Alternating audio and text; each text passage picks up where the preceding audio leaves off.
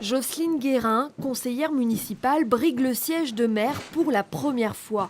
Tête de liste aux prochaines municipales, c'est à elle que revient la tâche délicate de composer sa liste. Et avec la nouvelle loi du 17 mai 2013, cela risque d'être plus compliqué. Pour les communes entre 1000 et 3500 habitants comme Luzy, pour être candidat, il faudra constituer une liste de 19 membres dès le premier tour, respecter la parité pour la commune de Luzy, 10 femmes pour 9 hommes, et constituer une liste de conseillers communautaires élus au suffrage universel.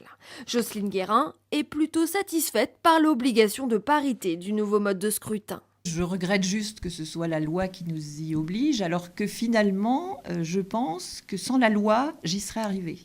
Parce que déjà, sur notre liste, il y avait 7 femmes qui repartent toutes. Donc, c'est un signe. À la réunion d'information, les élus des communes concernées regrettent l'ancien mode où l'on pouvait rayer les noms sur les listes proposées.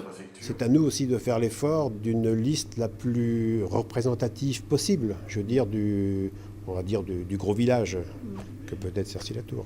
Des élections municipales qui seront donc plus encadrées. Pour le sous-préfet, ces nouvelles règles ne vont pas complexifier les choses, mais les simplifier, bien au contraire.